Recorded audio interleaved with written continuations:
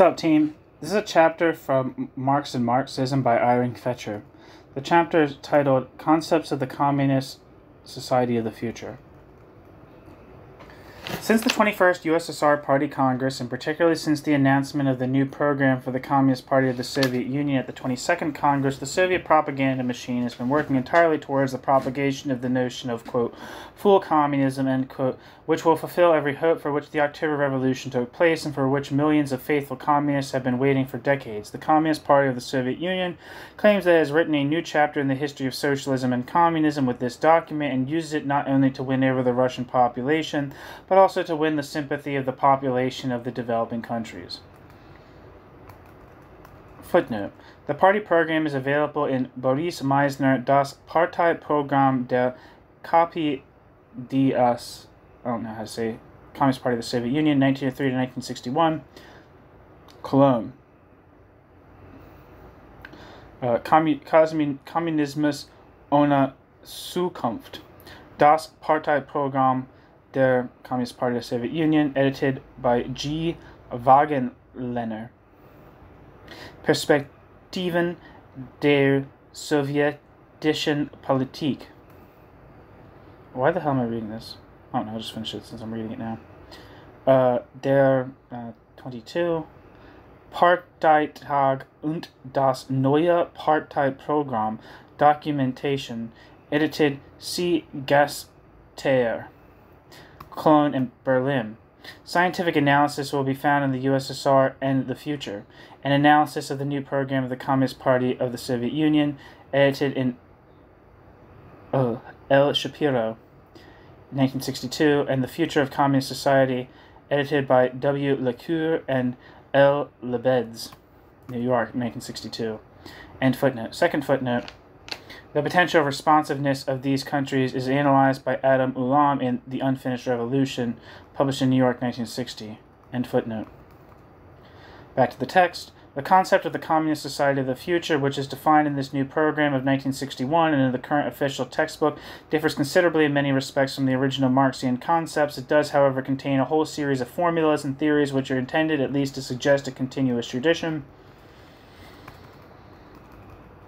It therefore seems logical and legitimate not only to analyze the different aspects of this strange mixture of practical program and ideology, but to determine its relationship with the original notions of Marx and Engels. Of course, a deviation from Marx and Engels need not in itself be an error. It may even signify that the theory has become better adapted to reality or to practical possibilities, but on the other hand, a practical expression of the theory which so loudly advertised its origins in Marx may surely be examined to see if this claim is legitimate.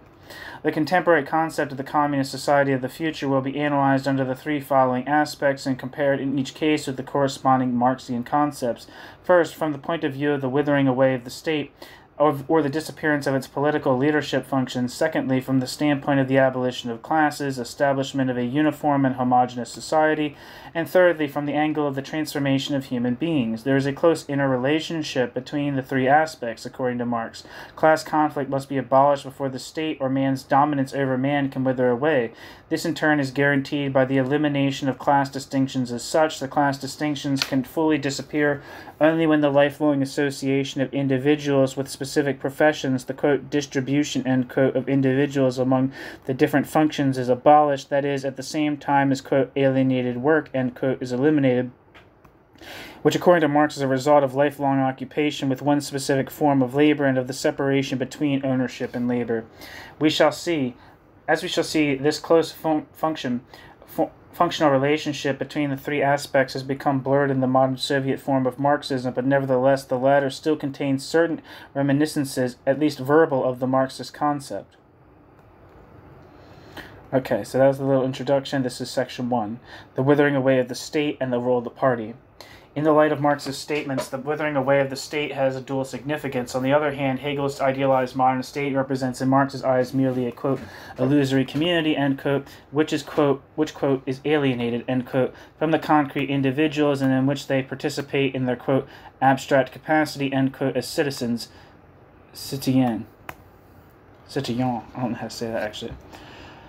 The concrete being, as he appears in the world of production and exchange, that is, in bourgeois society, has an individual existence isolated from the community. The, quote, true, end quote, human being who is united with the community is, on the other hand, recognized as a, quote, unreal abstraction, end quote, of the citizen.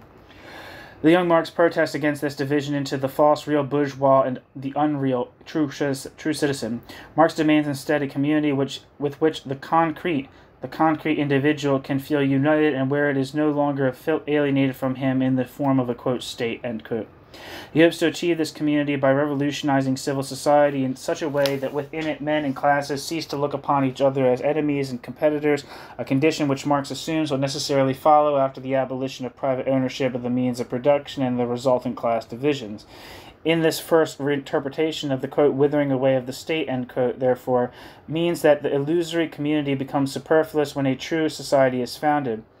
This interpretation, which Marx never completely abandoned, even though it moves more and more into the background, contrasts with the second. Here there is no mention of the state as an illusory community, but of the instruments of power which states tend to use in order to maintain the existing social order.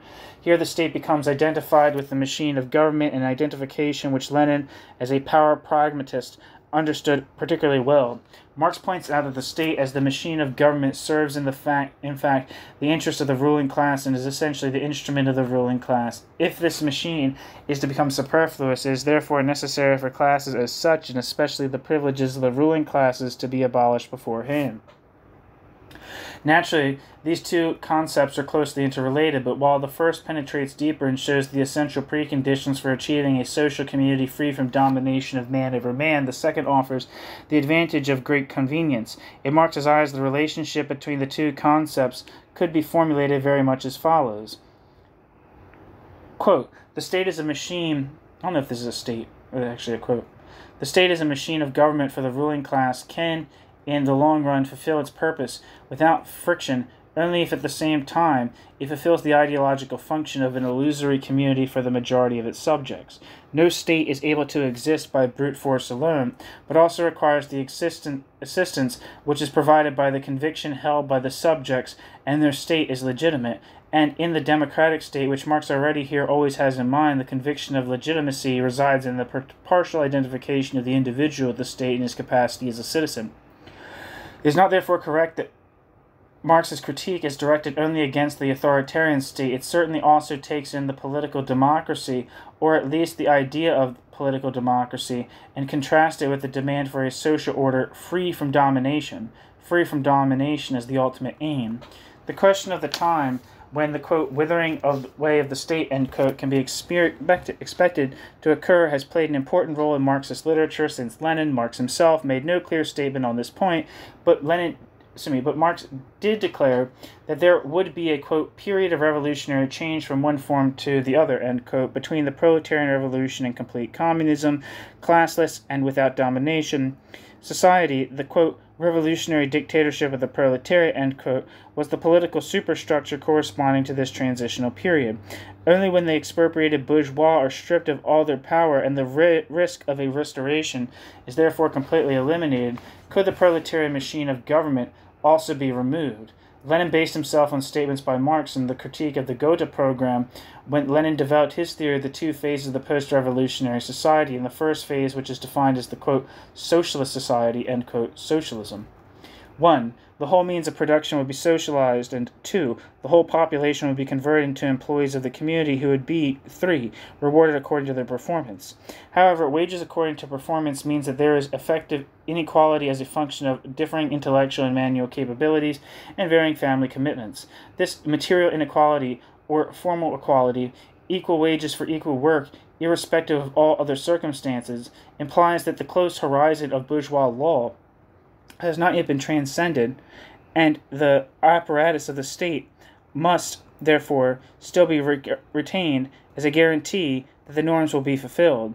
Only at a second higher phase of communist society will it be possible to introduce distribution according to needs, from each according to his capabilities to each according to his needs, and at the same time, the need for the state apparatus will disappear. A prerequisite for this development is, of course, an enormous rise in production, and at the same time a change in the attitude of the individual towards his work and consumption. Marx already indicates that work would then be the first requirement of life, and as And as to consumption, Lenin indicates that the demands of a man in the communist society cannot be measured by the yardstick of the, quote, contemporary petit bourgeois, end quote. The turn which Lenin gave to the theory of the two phases in the revolution differs from Marx primarily in that Lenin had a more accurate and at the same time more technical understanding of the notion of dictatorship than Marx, and thus provided an ideological justification for the future minority rule by the Bolshevik Party in the name of the Russian workers. In his conception of the highest phase of communist society, however, Lenin followed Marx as closely as possible because the actual meaning and legitimation of the revolutionary efforts lay in the attainment of this distant goal. The concept of the communist society of the future was further revised under the late Stalin and under Khrushchev. For a critique, pieces about the difference between Lenin and Marx on socialism and communism, check out the things I have on this channel by Paresh Chattopadhyay, Adam Buick, and Peter Hudis. Class dictatorship. For Marx, this was simply a short name for the fact that every form of state apparatus is in the last resort simply an instrument of class domination. The political forms which this domination may take may be extremely varied, and according to Marx's own conviction, parliamentary democracy, for example, is a typical form of bourgeois domination.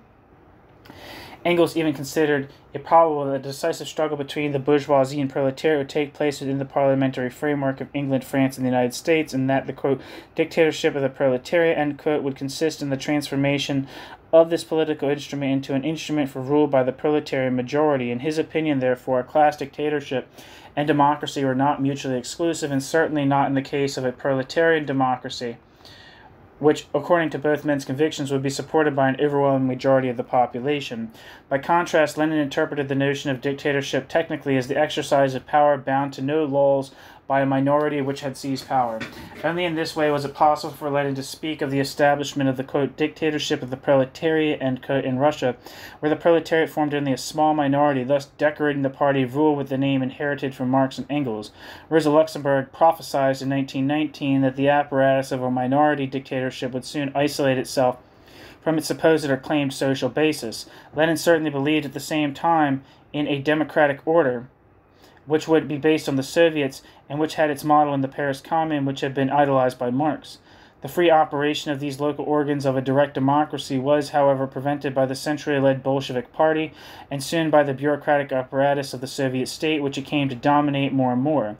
In reality, the small group of leading party officials at the highest levels exercised ruling functions, quote, in the name, end quote, of the workers, and the supposedly free masses had no possibility of controlling the action of these leaders. According to the Soviet Marxist interpretation, at what point within this development does the Soviet Union stand today? Socialism has supposedly already been installed since 1936. The transition to the preparation for a communist society interrupted by World War II had been placed on the agenda by Stalin since 1952. Finally, in 1961, the 22nd Party Congress, for the first time, gave precise figures for the year on which the foundations of communism would presumably be finally established. The new party program is entirely directed toward this task. I do not intend to examine economic aspects of the program in this connection. I shall simply draw attention to the basic problems. In 1952, Stalin was still asking for production to be doubled, while the new program speaks of a triple or fivefold increase. However, there is no objective criterion for measuring the level of production at which a general distribution according to individual demands will become possible. The Oxford economist Henry Smith observed in his book The Economics of Socialism Reconsidered that, for example, American society could pass over to distribution according to needs or to the complete satisfaction of all needs, and at the same time reduce working time to a few hours if the population were prepared to accept the standard of living of the upper stratum of society as it was in 1910.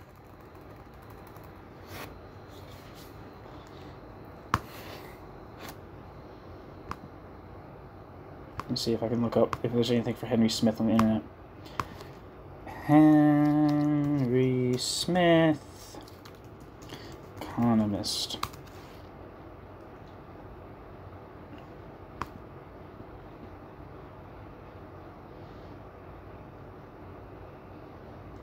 There's a Henry Smith economist on here, but it doesn't appear to be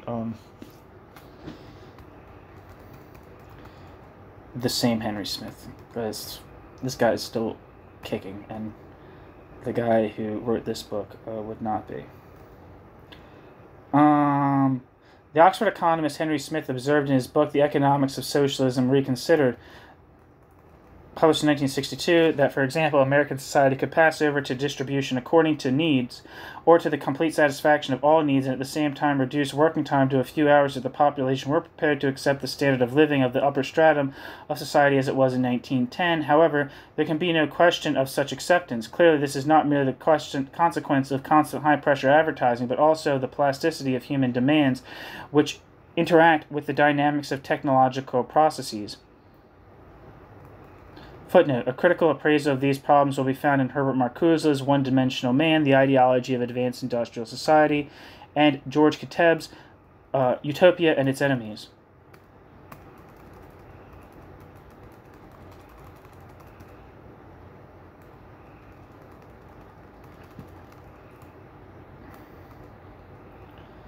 I therefore feel that the efforts of the Communist Party to fix demands at a certain level end footnote.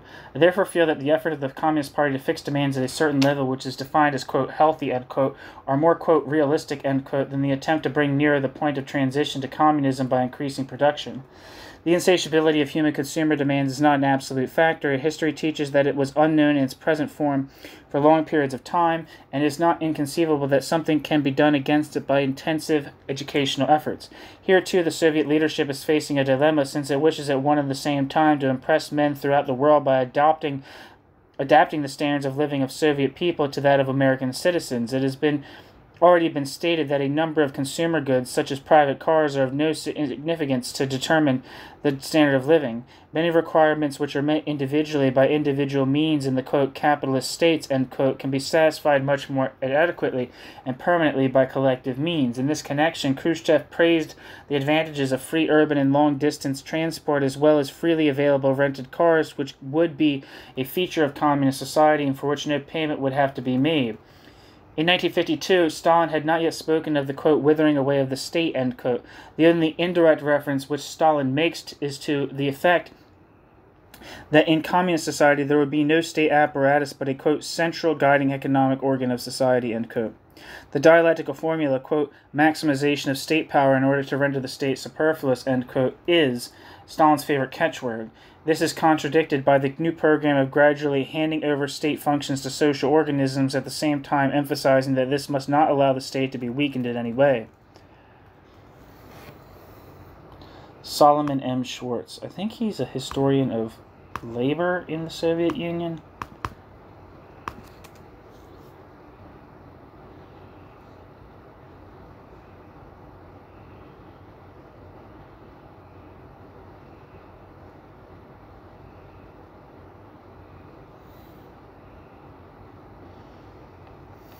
Yeah. He wrote a book, Labor in the Soviet Union. He wrote a book called The Russian Revolution of 1905, Workers' Movement and Formation of Bolshevism and Menshevism. He wrote a book called The Jews in the Soviet Union, and so on. Yeah, the reason I know of Solomon M. Schwartz is because Donald Filzer, who's like one of the most important labor historians of the Soviet Union, said that his book from the 1950s is still a great place to start for people curious about labor in the Soviet Union.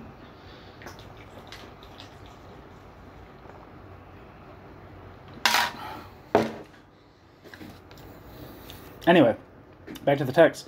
Solomon M. Schwartz has recently shown that Khrushchev adopted his own individual attitude towards this question, which has not been completely reflected in the program. The party leaders spoke in this context only of mass organizations such as trade unions and Komsomol, as well as special organizations for sport, atheism, literature, and so on, but never of the Soviets, whose relative insignificance evidently seemed rather attractive to him, and which he would willingly have been seen disappear together with the state apparatus. Footnote. Solomon M. Schwartz, Is the State Withering Away, in Leonard Shapiro's edited volume. End footnote.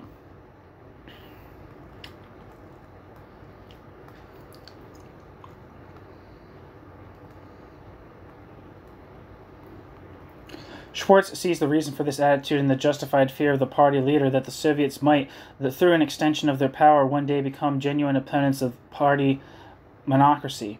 This was not a risk with the isolated social organizations which specialize in specific detailed questions. What the new party program contains is an evident compromise between Khrushchev's hostility to the Soviets and the defendants of the Soviets. The Soviets and the other organizations are seen as different bodies existing side by side with the aim of preparation for participation by the population in the self-administration of society, which will do away with state leadership and administration in a communist society. The Soviets appear as ambivalent bodies which today serve Soviet democracy, that is, the Soviet state, but tomorrow will stand in the service of society. In practice, not very much has been done. The administration of social insurance, leisure, and public health, allocation of dwellings, and so on have not been granted to the unions, namely, functions which do not affect the management of the factories as such. The Komsomol has been given educational tasks which have in the past been the responsibility of the state, training in sports, development of the communist attitude to work, and so on. The same applies to the quote, Society for the Propagation of Scientific Knowledge, end quote, Bezboznik.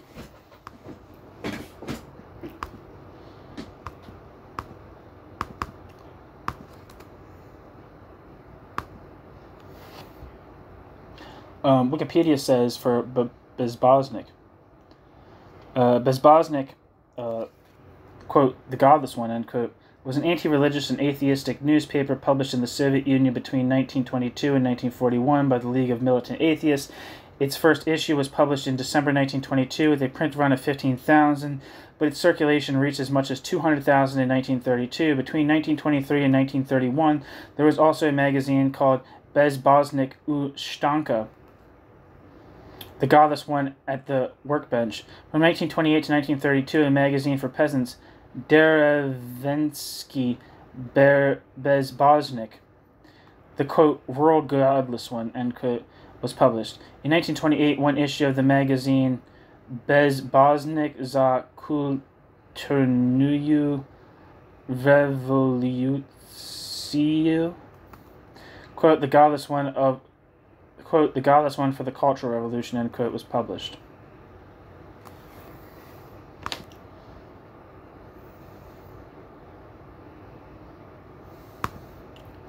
And back to the text. More significant are the newly created or resuscitated bodies of which Khrushchev asserted that they anticipated corresponding institutions in a truly communist society, the people's militia, people's courts, and so on. These are voluntary, parenthesis, exclamation point, end parenthesis, groups of, quote, workers and intellectuals, end quote, who fulfill certain police functions and concern themselves with aspects of the behavior of their fellow citizens which do not yet lead to conflicts with the penal law. Obtrusive clothing, drunkenness, impoliteness to women, susceptibility to foreign fashionable dances. Such infringements of the, quote, norms of socialist community life, end quote, are treated either by direct warnings or by notifying the people's courts. These courts, which are convened in industrial plants or in residential areas, may impose small fines or banish the malefactors to remote regions of the Soviet Union. However, whenever laws are broken, the ordinary courts must be called in. In the procedure before these people's courts is extremely simple, and there is scarcely any guarantee of adequate impartiality. The number of Soviet jurists has successfully obstructed the attribution of a larger measure of competence to these institutions. The party leadership, however, sees in them excellent forerunners of the future bodies of self-administration in a communist society where the police and normal courts would be completely superseded. However, the true purpose of these measures and the changes in the political administration of the country which already occurred in previous years is clear only when we include the party itself in our considerations. Here we find the most significant deviations by Khrushchev from orthodox Leninism and beyond Stalinism. The program asserts to begin with that the Soviet state is no longer an expression of the proletarian dictatorship but a state of the whole people.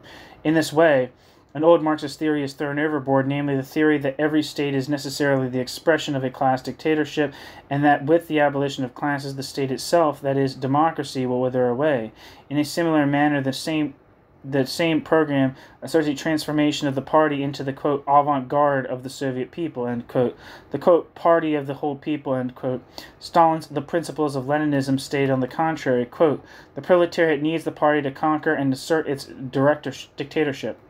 The party is an instrument of proletarian dictatorship. The party it follows that with the disappearance of classes and the withering away of the proletarian dictatorship, the party itself must also disappear. End quote. Stalin. We are therefore confronted here with two innovations: the assertion of a state which does not stand for any form of class domination and a party which serves no special class. This is all the more astonishing as it is always emphasized that there are still different classes in Soviet society. Stalin, however, had already affirmed that there were no more, quote, conflicts, end quote, between these classes, so that in reality the party and state leadership represent the interests of the whole working population. Khrushchev's followers are only moving one step further on when they round off this, quote, democratic metaphysics, end quote, by speaking of a state of the entire people and of the, quote, party, end quote, of the entire people.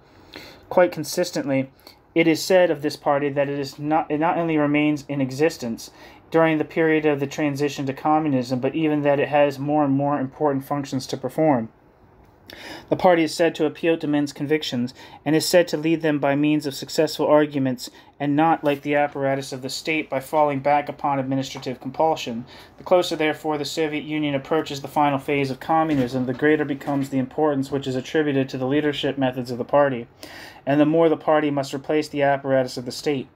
This attempt to increase the prestige and importance of the party was followed by Khrushchev from the early stages of his activity at the helm of the Central Committee. Almost all measures of internal policy, administration, and economic policy can be related to this ultimate purpose. The party, as he stated in an interview, as Khrushchev stated in an interview in February 1960, has deeper roots in the people and the state. And elsewhere, Khrushchev stated that it was also an instrument of society and not merely one aspect of the disappearing political superstructure. The whole process of de-Stalinization can also be understood as a means of increasing the prestige of the party for the masses and the reestablishing its honor, the more religious principles of selection, improved training for the cadres, and systematic rejuvenation serve the same purpose. In 1959, 12.7% of the party delegates were less than 36 years old, and 22% in 1961. In 1956, 20.3% were less than 40, 21.1% in 1959, and 38.6% in 1961.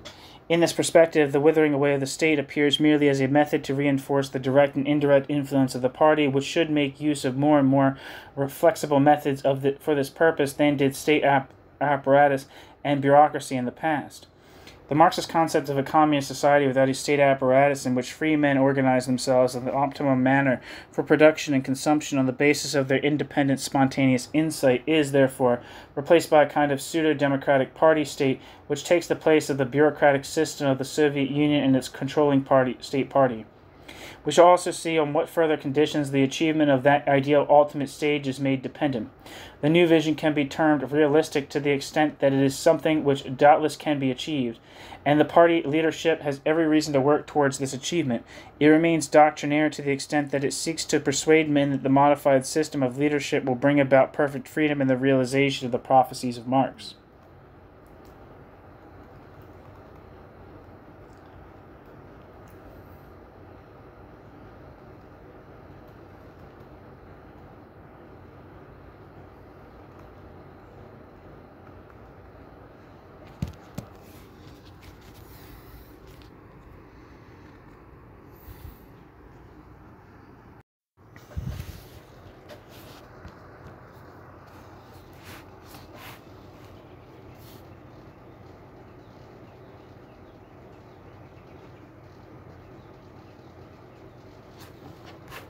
Section 2. The abolition of class distinctions.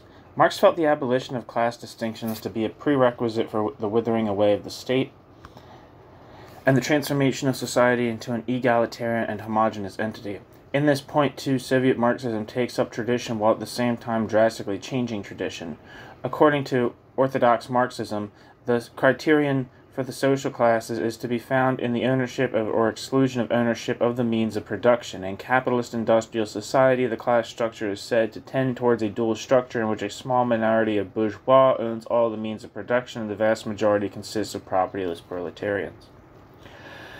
There may also be an intermediate stratum of petite bourgeois or small farmers who, like the proletariat, do manual work of their own, but who, like the bourgeois, have their own means of production and in accordance with their intermediate position will attach themselves politically to either of the large classes according to circumstances. The abolition of class distinctions, therefore, seems relatively easy to achieve by abolishing private ownership of the means of production. However, according to the official interpretation, there are still two large classes in the Soviet Union which differ according to the nature of their ownership of the means of production: industrial workers and kolkhoz peasants. While for the first, as for the employees of the sovkhoz, what was the sovkhoz? Actually, I haven't heard that word. Is that just Soviet industry?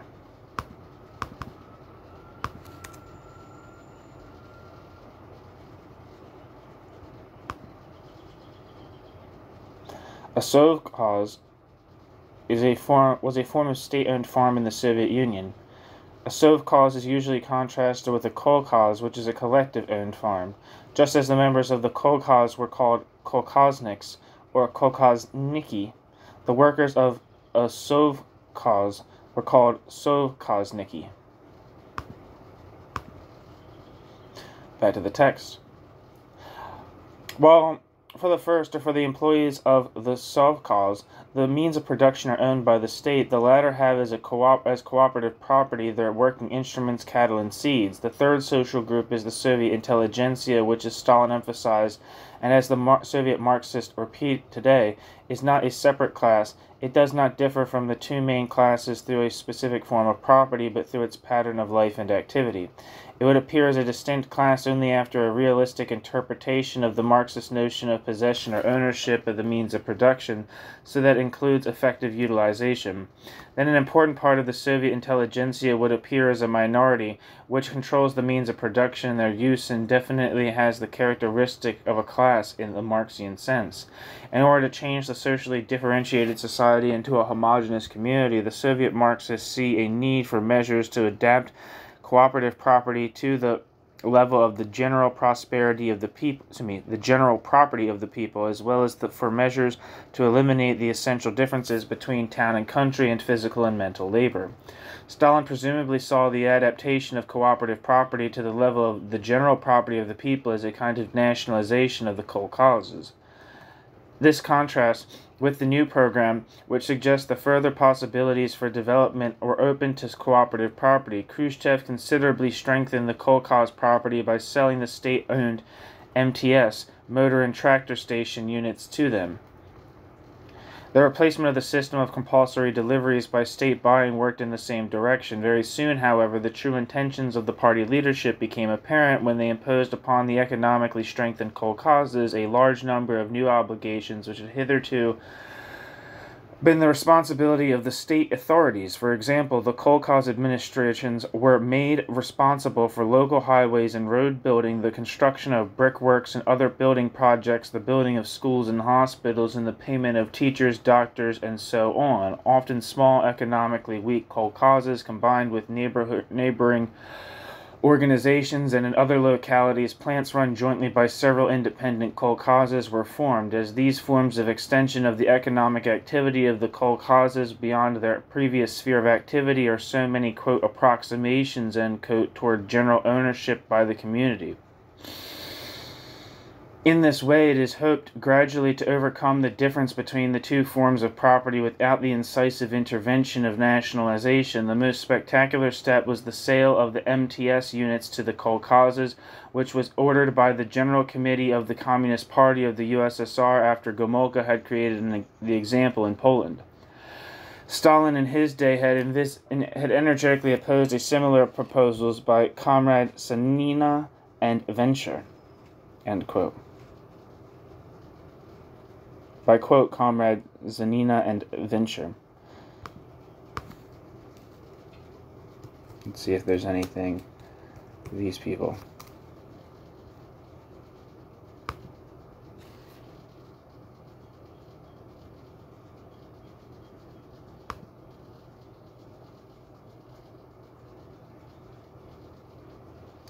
Yeah, all I'm saying is the article that's come from the Stalin article. Anyway, Stalin interpreted the sale of the motor. What is it? Come on. Is it motor and train stations? Motor and tractor stations. Okay. Stalin interpreted the sale of the motor and tractor stations as an impermissible extension of the sphere of circulation of commodities to the means of production, and hence a step away from socialism. Today, the following dialectical formula holds good. Maximum development of the circulation of commodities in order to make it superfluous, that is, the exploitation of controllable commercial processes within the framework of the planned economy for the purpose of increasing production until finally there is such a plethora of goods that they can be freely distributed. The motives for strengthening the kolkhozes were certainly not only of a, quote, ideological nature, end quote. Among other reasons, a quantitative and qualitative improvement in the offer of agricultural products for the qualified workers had become more and more urgent, and at the same time, the difficult problem of the privately operated plots of the cooperative farmers was to be solved in this way. By improving the supply of industrial goods to the agricultural population and by replacing payment in kind by wages, the stimulus to farm a small plot of private land was to be reduced, and the average standard of living of the village dweller brought more into line with that of the towns. In the new program, it was claimed that one day the kolkhoz peasants will voluntarily cease farming their own plots. Cheerful models of new villages with the character of small towns, farming towns, are being designed to reduce the pleasure which the peasant derives from having his own hut, and to give an impetus to enjoy the comfort of towns. I have now touched upon some of the measures concerned not with elimination of differences in possession, but differences in the standard of life and method of work between the villages and towns, an improvement in the cultural facilities, clubs, television, libraries, and so on, and the inclusion of the kolkhoz peasants in the social insurance system belong in the same context. However, the essential difference between physical and intellectual work should also gradually disappear. A reduction in working hours and a considerable increase in the standard of education of the workers are called for. While in 1952 Stalin spoke of a reduction in the working day to somewhere between 5 and 6 hours, the new program up to 1970 promises a 34 to 35-hour week. Leisure time will be used primarily for further education and to develop special talents. P. Mstislavsky assumes that by 1980 the ratio between industrial workers and technicians or engineers, which is at present 10 to 1, will have fallen 3 to 1.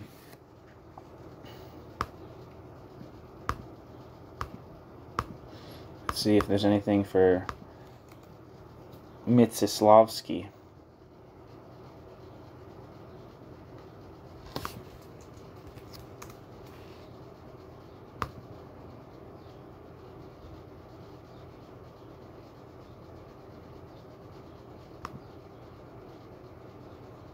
Yeah, I'm not seeing anything. However, there will still be back to the text. However, there will be 3 times as many ordinary workers as engineers and technicians. The distant aim is the raising of the level of education of all workers to that of the technician. Various Soviet citizens are less enthusiastic in their welcome of measures and projects which attempt to smooth out the fundamental differences from the other side, namely from that of the intellectuals. All that has been done here is the introduction of a school reform which embodies much more strongly than in the past the combination of educational and industrial activity which Marx had already recommended in Capital. The reason for this combination of high school education and productive work is the intention of introducing as many high school pupils as possible into the productive sector and of keeping the demand for university places within economically manageable limits. In addition, there is also the essential aim of preventing the youthful labor potential from being completely lost through the longer period of schooling. Other initiatives towards eliminating the essential differences, such as voluntary Sunday work by Moscow intellectuals in the country, have clearly not met with a sufficient positive welcome to become regular institutions. The Marxist solution for elimination of class distinctions has been modified significantly in the Soviet Union. On the one hand, the bureaucratic leadership, which in practice controls the use of all national means of production, is not conceived of as an individual class, but for reasons of camouflage is combined in a single social group, which, with all the intellectual workers on the one hand, it is asserted that that Soviet society has already achieved socialism, and by raising the level of education and reducing working hours, Soviet society can finally be changed into a homogeneous communist community. Just how little the Soviet Marxists really trust in the smooth operation of this new social order is clearly shown in their educational efforts, to which I shall return later. However, the work which they have done under the slogan of bringing the town and country closer together and eliminating the essential differences between intellectual and industrial manual work coincides in large measure with the trends of development which we can observe as well in the highly industrialized Western countries, although in the latter, no party can claim the sole merit of such developments, the value of which is certainly not undisputed. One second. Section 3, the transformation of men.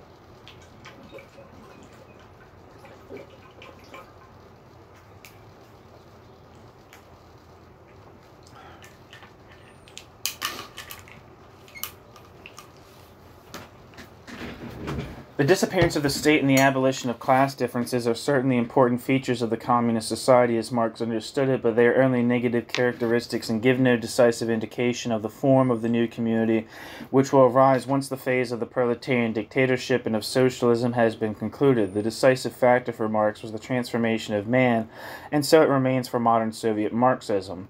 Marx expected this conversion to come from revolutionary action in itself.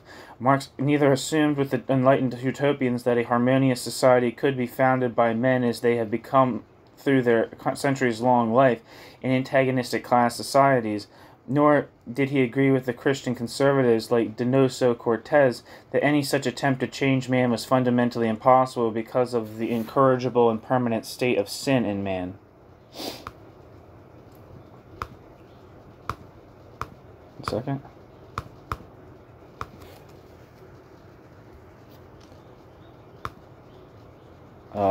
Juan Donoso Cortez lived from 1809 to 1853 and was a Spanish counter-revolutionary author, diplomat, politician, Catholic political theologian.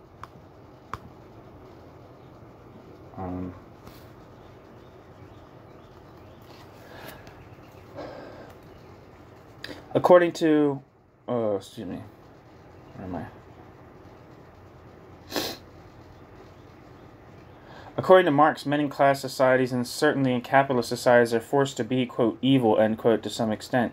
This is a compulsion which cannot be understood in the sense of an individual determinism, excluding any accountability or responsibility, but is necessarily combined with a certain percentage of crime. The compulsion would already be removed at the socialist stage of society, according to Marx, but even before this time, the proletarians, through their common will, solidarity, and action, would manage to, quote, throw off the old burden, end quote, and become capable of founding a new society.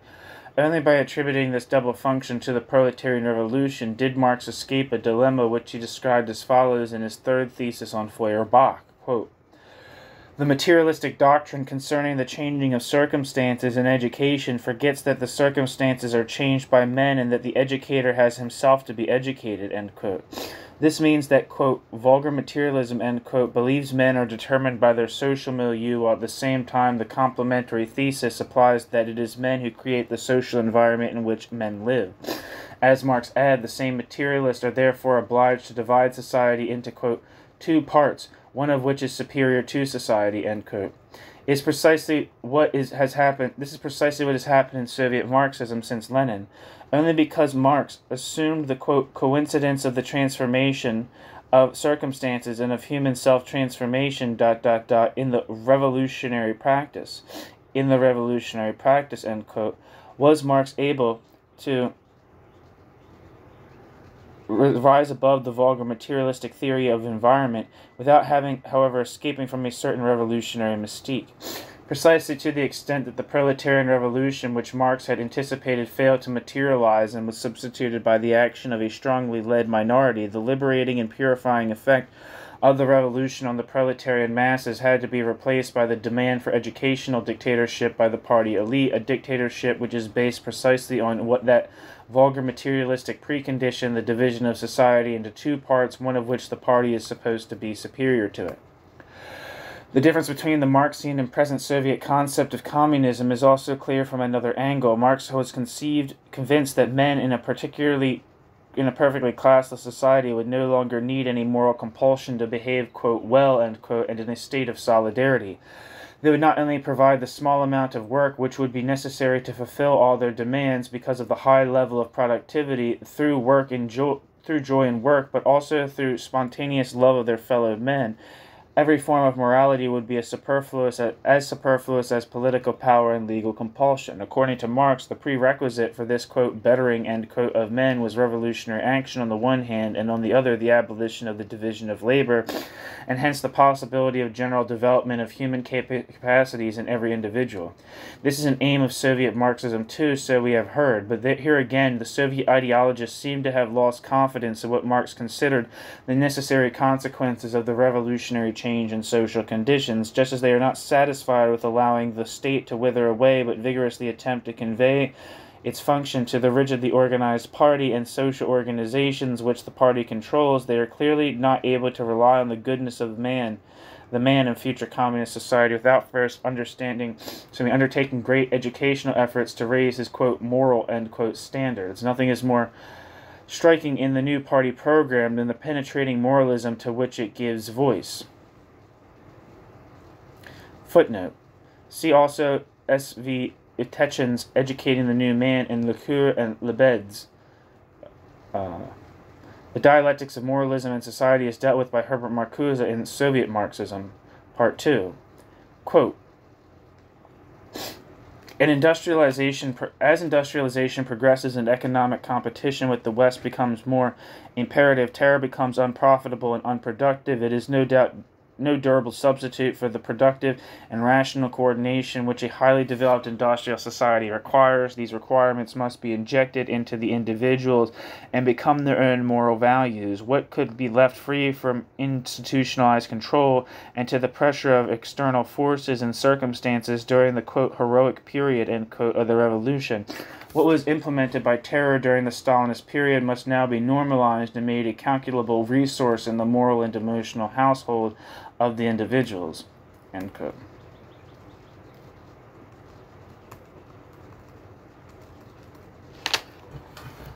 Again and again,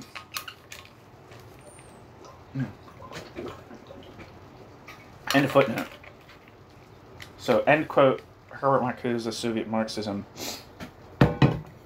Back to the text. Again and again, there is an emphasis not only on education to the communist morality of labor, but to all other possible forms of moral conduct. In the code of morality of the builders of communism, emphasis is placed on a number of specifically politico-social duties with such obvious moral demands as comradeship, mutual respect among men, honesty, love of truth, and modesty, mutual respect between members of the family, care for children, and so on, which would certainly be accepted by the moral rearmament as well.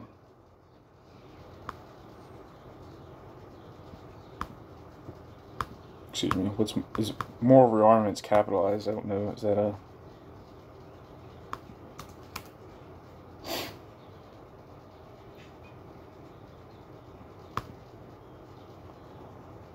So it said, Wikipedia says, moral rearmament, MRA, was an international moral and spiritual movement that in 1938 developed from the American minister Frank Buchman's Oxford group. Buchman headed MRA for 23 years until his death in 1961.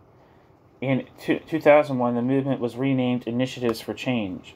And it says, Initiatives of Change is a global organization dedicated to, quote, building trust across the world's divides, end quote, of culture, nationality, belief, and background initiatives of change was known as Moral Rearmament, MRA, from 1938 to 2001, and the Oxford Group starting in 1929.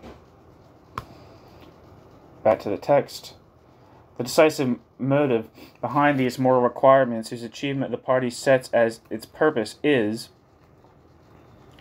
clear.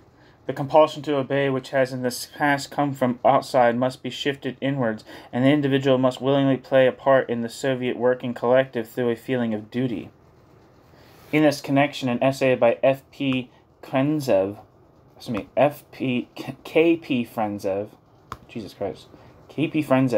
which appeared in Vопроsi Philosophy, is revealing.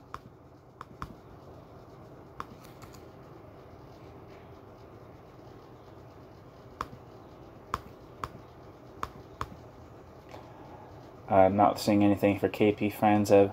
In this essay entitled Socialist Collectivism and the Development of Personality, Frenzev demands that more and more Soviet citizens must not only assimilate one particular aspect of the Soviet philosophy, but the whole of Weltanschauung, so that the latter can become the decisive mainspring for the action of each individual.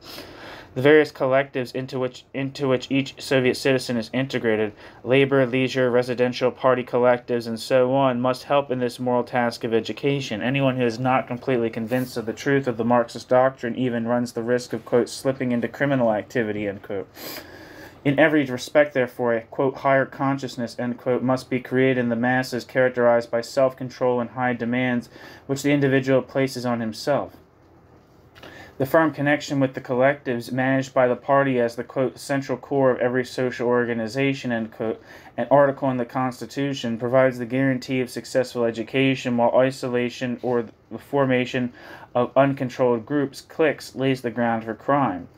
In this way, the final aspect of the communist society of the future has also undergone a special modification in contemporary Soviet Marxism. In place of confidence in the radical alteration of men under conditions changed by revolution, and a liberation of human goodness which is assumed as a fundamental attribute, there is the most compulsory imposition of moral conduct which any modern state has undertaken, a form of morality which, in addition to many perfectly reasonable human features, also involves complete subjection of the individual and groups under the collective whole managed by the party elite. The party leadership is the undisputed lord over the content of man's conscience and the requirements of duty. It also determines external conduct through the state apparatus with its great power, and seeks at the same time to guide man's soul and conscience more and more intensively, so that when this aim is achieved, it will be possible to abandon more and more of the external compulsions. Not only contemporary Soviet society, but the communist order of the future, which is presented as ideal, will resemble a bureaucratically managed educational establishment, rather than a paradise of freedom and equality. Footnote: This observation has recently caused political theoreticians to revise the model of the, quote, totalitarian state, end quote. Parenthesis, Hannah Arendt, C.J. Friedrich et al. And parenthesis, to the extent that the notion of totalitarianism need no longer necessarily imply terror or a maximum unpredictability and incalculability in the actions of the state and party apparatus. Ulam, for instance, speaks of, quote, enlightened totalitarianism, end quote. Quote, the arsenal of totalitarianism is instruments of suppression, terror, and censorship are to be kept in readiness, but are to be used more sparingly while the regime bases its policies of the moment on its ability to persuade and demonstrate to Soviet citizens that communism is a viable and vigorous way of life which has nothing to learn from or finds nothing to envy in the obsolete democratic and liberal ideas, ... Khrushchev's era has meant the introduction of an enlightened totalitarianism in the USSR and a conscious effort to dispense with the pathological, uneconomic, and plainly unnecessary aspects of totalitarianism inherited from Stalin, end quote. Ulam. It's from The New Face of Soviet Totalitarianism, published in 1963. Z. Brzezinski considers the development of the Soviet society into a, quote, rationalist totalitarianism, end quote, to be a real possibility. The rationalism needed in a modern industrial society for the benefit of productivity and performance need not directly lead to a loosening of social compulsion. Quote, today, for instance, in the USSR, the totalitarian system is operating in an environment where the need, as seen by the leadership, for unbridled violence, terror in its most open form, and unpredictability based on dictatorial whims seems no longer to be present or desirable. The population appears to be relatively pliant. The younger generation has absorbed a great deal of indoctrination, and resistance of an active kind is almost entirely absent. The domination of the party in the country and of the leadership in the party appears to be firmly established. If only the party could be satisfied with the status quo, a rationalist totalitarianism could possibly become reality. End quote. Ideology and Power in Soviet Politics by Z. Brzezinski. Alan Kassoff contrasts the old tune of this totalitarianism with the new totalitarianism without terror, and defines the latter as the administered society. Quote, the administered society is thus a variant of modern totalitarianism with the important difference that it operates by and large without resort to those elements of gross irrationality, that we have come to associate with totalitarian systems in recent decades, end quote. Kassoff refers there, however, to the remaining compulsion in the direct social mobility, educational policy, controls over industry and agriculture and youth organizations, and the fine arts.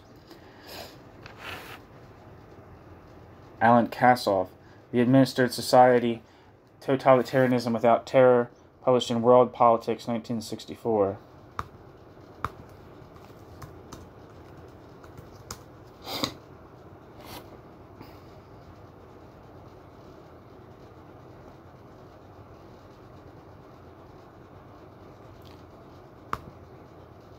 End footnote. There's a big footnote. These aims are scarcely likely to bring about the realization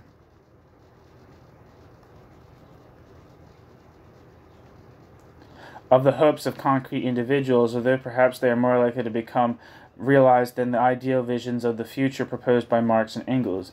However, if the new party program and communism finds some approval in the Soviet population and the rest of the world, especially in the developing countries, this is due primarily to the promise of a higher standard of living, which is a political vote catcher through the world. Genuine enthusiasm is evident in the textbook Osnovi Marxisma Leninisma, only in those sections which paint a vision of the technical future. These are the sections with which the book closes, and I too would like to close my discussion on this note, to indicate just how similar in many respects dreams may be in the East and the West. The Soviet scientists Obratchev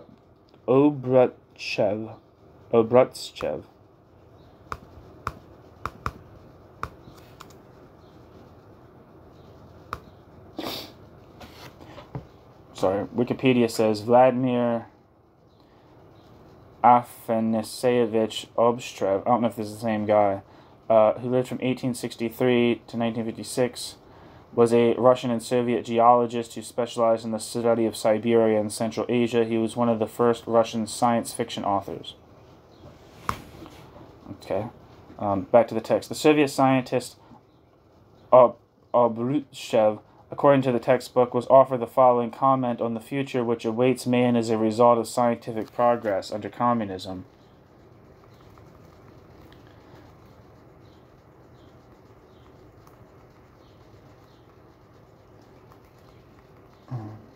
Quote, it is essential, 1, to increase man's lifespan to an average of 150 to 200 years, to eliminate infectious diseases, reduce non-infectious diseases to a minimum, overcome old age and fatigue, and learn how to resuscitate men who suffer premature or accidental death. 2, to harness all the forces of nature, the energy of the sun and the wind, the warmth of the earth's interior, to apply atomic energy in industry for transport and building, and learn how to store a supply of energy and transmit it to any required point without using special lines to convey it. 3, to predict and avert natural catastrophes such as floods, whirlwinds, volcanic eruptions, and earthquakes. 4, to synthesize industrially all substances even the most complex, the proteins known to man, as well as substances which are not known in nature, i.e. substances which are harder than a diamond and have greater heat resistance than fire clay, substances with a higher melting point than tungsten and osmium, with greater suppleness than silk and greater elasticity than rubber. 5. To breed new strains of animals and new forms of plants which grow more quickly and provide more meat, milk, wool, corn, fruit, fibers, and wood for man's needs. 6. To reclaim hostile areas such as marshes, mountains, deserts, and taiga, and the tundra, to make them suitable for life, and perhaps, too, to open up the seabed. 7. To learn how to control the weather and regulate wind and warmth just as rivers are regulated today, to drive away the clouds and control the rain and find weather, snow, and warmth at will. End quote.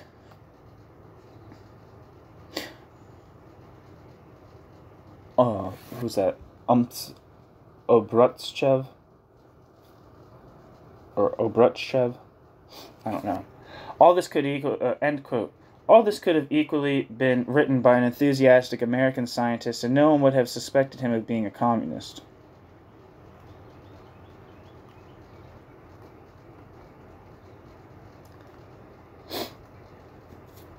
The genuine enthusiasm of the communists has apparently shifted from political and social aspirations to technological aims, and this is not by chance, for it is here alone that the Soviet Union has a genuinely outstanding performance to offer. Whereas government by the people, full creative freedom, and genuine equality are to all intents and purposes still empty phrases, technological thought penetrates even into the historical concept itself and substitutes the notion of infinite progress for Marx and Engels' notion of a final form of human community which could be achieved in the world. This, too, could be interpreted as an approximation to reality, as a toning down of an impossible ideal, as a confession of human imperfection, as the corollary of the possibility of continued improvement. Such realism is, however, as in all other cases, not much more than the other side of the coin of the will of the party elite to maintain its power. Power, however, can only be retained on the basis of a realistic appraisal of reality. If Marxism-Leninism is not to be merely a propaganda slogan for persons who are subject to dominant governments, but an instrument for the orientation of the powerful leaders themselves, it must absorb into itself realistic elements, or else the ruling elite will perish. Leonard Shapiro sees in the realistic confession of the party leadership a great advantage of the new program.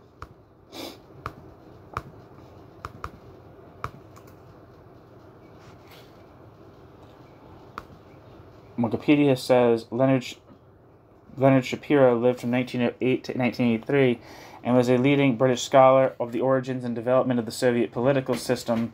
Leonard Shapiro taught for many years at the London School of Economics, where Leonard Shapiro was professor of political science and with special reference to Russian studies. Shapiro was best known for his magisterial study of the Communist Party of the Soviet Union, though his early work on the rise to power of the Bolshevik Party, the origins of the communist autocracy, was his most intellectually ambitious and innovative contribution to the field of Soviet studies. Because of Leonard Shapiro's prominence in the field and his insistence on viewing the USSR through a normative lens, Shapiro accumulated his share of detractors, including those who were uncomfortable with his embrace of totalitarianism as a descriptor of Soviet rule, and those who alleged that his reputed ties to British intelligence services made Leonard Shapiro little more than a political propagandist.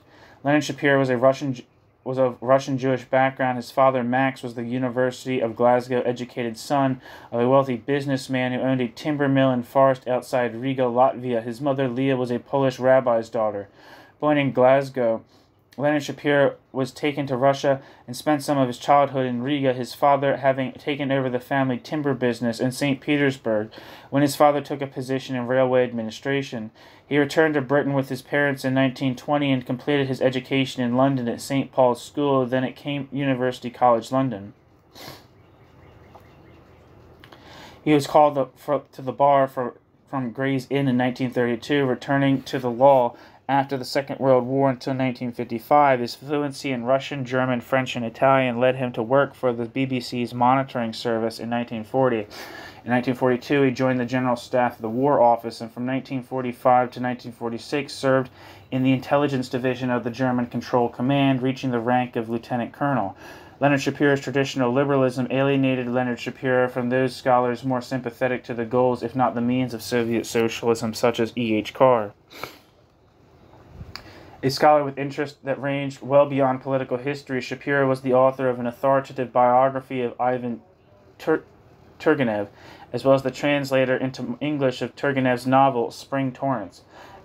After his death, some of his articles on liberalism, Marxism, and literature appeared in the volume Russian Studies. He had married firstly in 1943 Isabel de Madariaga, a historian of 18th century Russia. Following their 1976 divorce, he married editor Roma Tooze. Okay, so that was more biographical than I wanted, but I thought it was just the introduction to a Wikipedia page, but it was a full Wikipedia page that didn't have any sections. Leonard Shapiro's books include The Origins of the Communist Autocracy of 1955, The Government and Politics of the Soviet Union, published in 1965, The Communist Party of the Soviet Union, published by Random House, 1970, Totalitarianism, Key Concepts in Political Science, 1972, The Russian Revolution of 1917, The Origins of Modern Communism, and Russian Studies, published in 1987. Back to the text. Then Shapiro sees in the realistic confession of the party leadership a great advantage of the new program, quote, to recognize that Soviet government is based not on law but on arbitrary party coercion may yet prove to be the first step towards ensuring that this coercion is kept within some proper bounds, end quote, Leonard Shapiro. Perhaps Leonard Shapiro is right, but how modest this hope appears beside the image of the future society painted by the utopian socialists and Marx. This fall from the ideal dream world into political tragedy can hardly be spoken of other than in the categories of tragedy. As in every tragedy, our sympathy goes in the last resort less to the realistic destroyer than to the idealistic dreamer. The end. Thank you for listening.